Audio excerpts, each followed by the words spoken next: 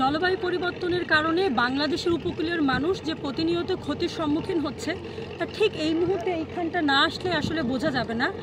এটা হচ্ছে আশাশুনি ইউনিয়নের বিসোট গ্রাম, যেখানে একটি রিংবাঁধ ভেঙে এখন 10টি গ্রাম প্লাবিত হয়েছে আশপাশে। এবং যেটি ঘটেছিল ঈদের দিন, ঈদে যখন সমস্ত বাংলাদেশ সহ সমস্ত পৃথিবীর মানুষ উৎসব মুখর জীবনযাপন করছিল, তখন 10টি গ্রামের মানুষ যে কীরকম মর্মান্তিকভাবে তারা ছিল। এবং পেছনে দেখতে পাচ্ছেন যে জোয়ারের পানিতে যখন পানি উঠছে তখন বন্যায় রূপান্তরিত হচ্ছে এবং মানুষ পানির নিচে ডুবে থাকছে।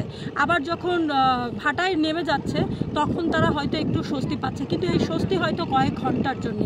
পূর্বেও আমরা জানি যে আশাশুনির প্রতাপনগর ভেঙে গিয়েছিল, যেটা হচ্ছে দুর্বল বেড়িবাঁধ। ইতিপূর্বে শ্যামনগরের বুড়িগোয়ালিনী ভেঙে গিয়েছে।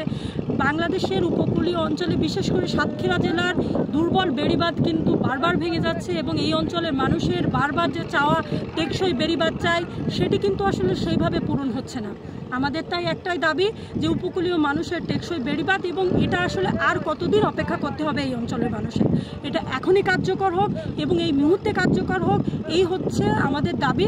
এখন দাঁড়িয়ে আছি এমন একটা জায়গায় যেখানে আশপাশের মানুষগুলো হাহাকার করছে, তাদের ঘরে খাবার নেই, তারা তাদের পূর্ববর্তী জীবিকায় ফিরে যেতে পারছে না, ঘর বাড়ি ভেঙে যাচ্ছে। এমন একটি করুণ পরিস্থিতিতে আমরা এখানে দাঁড়িয়ে আছি।